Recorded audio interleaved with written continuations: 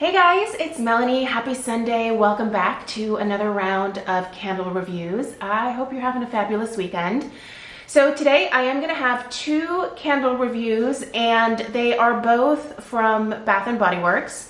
I recently shared a spring candle haul from them and was really actually quite impressed with at least the burn of the newer candles that I've been testing out since then. So I'm happy to report that I'm having some good experiences again with Bath & Body Works. So I don't know if this is like the norm for all of the new candles, but my fingers are crossed and hopefully you guys are having good experiences with these two particular scents as well. So today we're going to kick it off with Radiant Sky, and I realized that I'm probably pretty late to reviewing this particular scent because it's been out for a little while at Bath & Body Works. I actually remember popping into my local store several weeks ago when this was like displayed near the front, and I picked it up, and as soon as I opened it, I kind of fell in love with the fragrance. Now that particular day there was no candle sale and I also didn't have a coupon, so I just kind of like filed it into the back of my mind that this was going to be one that I was going to have to pick up and try out. So I'm really glad I did. I'm also pretty pleased with myself for thinking ahead and purchasing a couple of backups because now I feel like I have enough to get me through, like, you know, the next several weeks. Although I am going to say, I feel like these newer candles that I picked up are burning a lot faster. Is that something that other people are noticing with Bath & Body Works candles these days? Like, I feel like I am getting through this one at like record time, and I think this is my third, maybe my fourth burn, and I'm already like halfway through, and I don't think that I burned it all that long.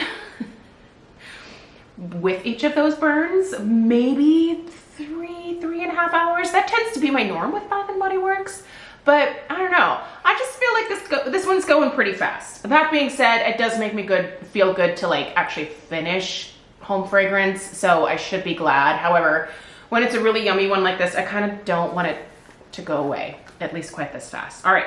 So let's talk about the fragrance description. I'm going to tell you guys what I smell in terms of the notes, what's most prominent, I guess, to my nose. If I can compare it to anything, I certainly will. And I'll tell you guys about the overall burn performance, strength, throw, if there's issues with wicks, if there's sooting, things like that. So let's get into it. First of all, I would like to thank the person, I wish I could remember your name, who said that the label reminds them of Lisa Frank. Yes, this is a Lisa Frank label. Who else was a kid in like the 80s and 90s and had all of the Lisa Frank stuff? I begged my mom for so much of that stuff. And like we weren't super well off, so it was definitely like a splurge for my mom to buy me Lisa Frank stuff, and I just always treasured it. Like the colors, those pastels just spoke to me as a young girl. Every time that I got a Lisa Frank Trapper Keeper at the start of the school year, like it just, those dolphins coming out of the water.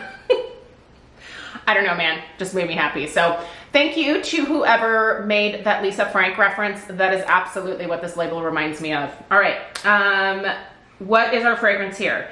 So they say this smells like the sweetest, brightest, most positively uplifting day ever.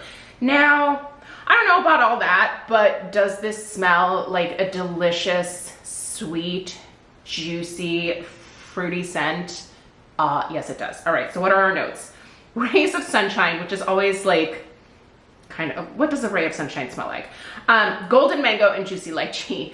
So here's what I get. First, the very first note that pops out at me is absolutely the lychee. I love lychee, and I do recognize that there are some people who say lychee, but I grew up saying lychee, so I'm gonna stick with that. It is this really unique tropical flavor that I feel like you almost have to taste. Like it's really hard to explain it. not that this would be like an easier reference, but if you've had rambutans, like similar type of like really juicy, sweet, intense, almost slightly tangy tropical fruit flavor. Lychees are really juicy typically when they're like perfectly ripe. And a lot of times actually Costco has them. If you go into like the cold section of the store where they have like all of the vegetables that need to be refrigerated, like, you know, the salad kits and things like that. If you look in there, oftentimes, especially I have found this time of year, I've been finding lychees pretty regularly. So if you've ever wanted to try them, definitely hit up your local Costco, but a lot of like Asian food stores will also carry them. So if you really want to try one, that's where you're going to find them. So good. Now there's also mango in here, and I love the mango that's in here because it kind of takes a back seat to the lychee in my eyes. The mango is juicy and fruity, and again, like that perfect kind of tropical sweetness. But mango to me can get borderline cloying. I feel like if they're, most mango scents that are like heavily centered around the mango portion of the fragrance tend to come across as a little bit cloying to my nose.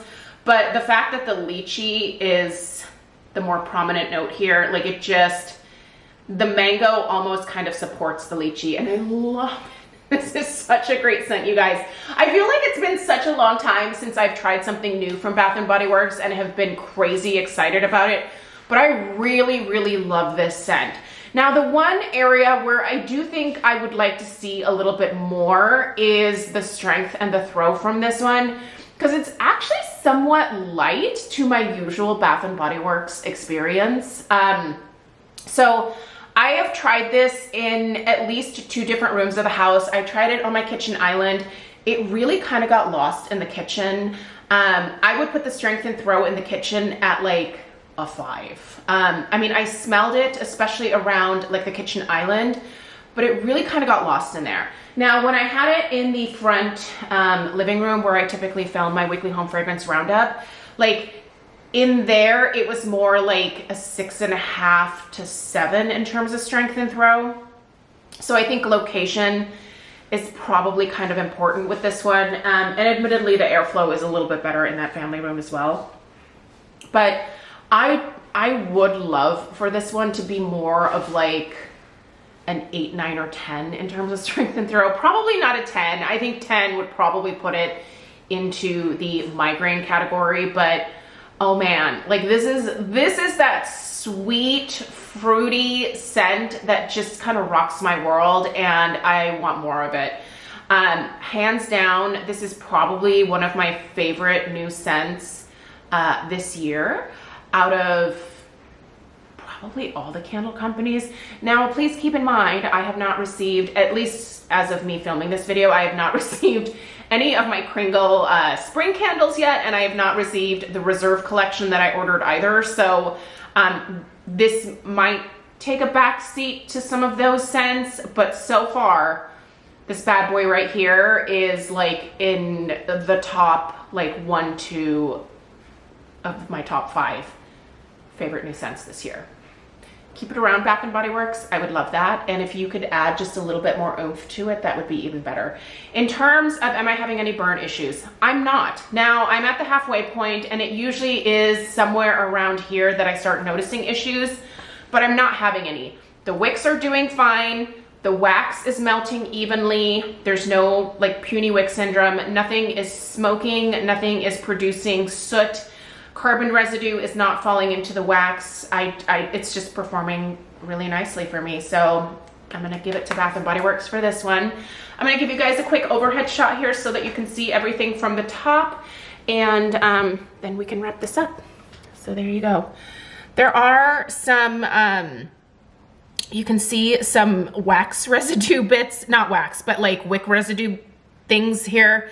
Those little things that you see, those are the clippings from the last burn, if you will.